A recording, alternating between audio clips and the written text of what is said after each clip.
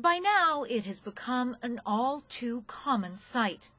A young child starving slowly to death, yet another victim of Yemen's ugly civil war. For 3 years, the world has watched impotently as the war has dragged on. The conflict, which pits a Saudi-led coalition backed by the UK and US against Iran-backed Houthi rebels, has brought 14 million people to the brink of famine, according to the UN. Saudi airstrikes have claimed the lives of thousands of civilians. In August, dozens of children were killed when their school bus was hit. The bomb that killed those kids was American, a laser-guided 500-pound munition designed by Lockheed Martin, sold to Saudi Arabia by the U.S. under a lucrative weapons deal. But patience with Saudi Arabia's war may finally be wearing thin, as disenchantment grows with the conflict's architect, Crown Prince Mohammed bin Salman.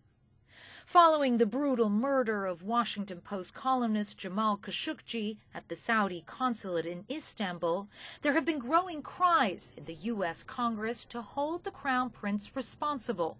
They're an important ally, but when it comes to the Crown Prince, he's irrational, he's unhinged, and I think he's done a lot of damage to the relationship between the United States and Saudi Arabia, and I have no intention of working with him ever again. But President Trump has been unwilling to blame the Crown Prince directly, despite a CIA conclusion that bin Salman personally ordered the journalist's killing, according to a senior U.S. official and a source familiar with the situation. Trump released a startling statement Tuesday. It could very well be that the Crown Prince had knowledge of this tragic event. Maybe he did, and maybe he didn't. President Trump has been reluctant to rein in an ally who has been personally cultivated by his son-in-law Jared Kushner and jeopardize billions of dollars in weapons deals. They have been a truly spectacular ally in terms of jobs and economic development, and I also take that, I'm president, I have to take a lot of things into consideration. A de-escalation in Yemen might help alleviate the pressure on the White House and on other Western nations with close ties to the kingdom, but it may well be a tall order.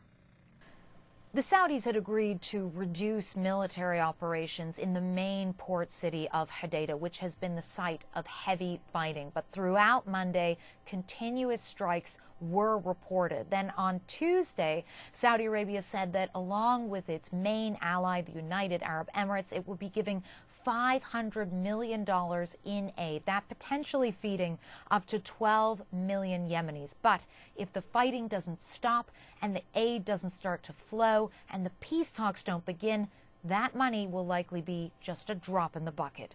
Clarissa Ward, CNN, London.